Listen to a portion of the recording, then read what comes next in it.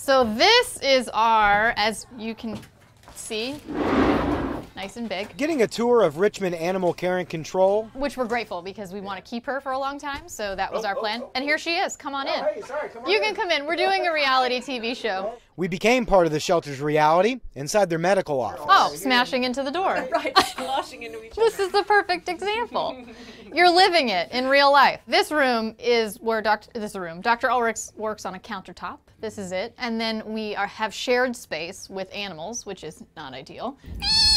The amount of animals in the shelter's care has grown, and their building is on its last leg from intake. What we run into, literally, is that we have animals coming in from the outside here, and we have animals coming in from animal control here, and so we have to wait. To the isolation room. Contagion is what we have the biggest issue with in this building, is finding enough spaces. To the officer's office, where all 9 share the space with this formerly stray ferret. No one can have private conversations back here or meet with people individually. The shelter's director, Christie told city council members they're drowning on multiple fronts right now. I think there's an overwhelming number of people in need with animals in the city, and it's just been a huge influx. From a numbers standpoint, the shelter has taken in 260 more animals this year compared to this point last year. Plus, out of the pandemic, adoptions have slowed. Our goal really is to save as many lives as we possibly can, and that only works if we can continue moving them out of the shelter alive. So it's a hard time right now. Beyond the immediate, a new shelter will be needed sooner rather than later.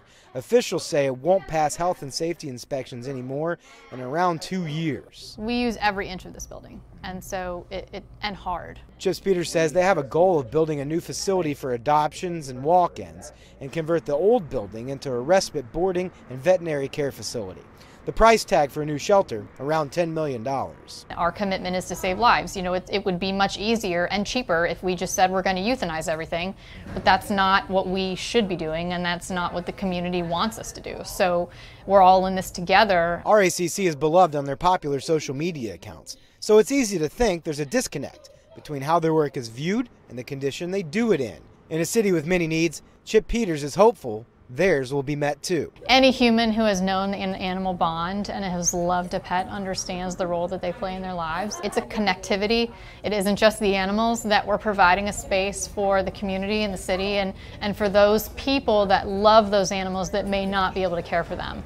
City leaders say there'll likely be money in the next capital budget for a new shelter. They're working to identify a place to put it. As for right now, Chips Peters says they're always in more need of volunteers, people to adopt, and foster families. Reporting in Richmond, Jake Burns, CBS 6 News.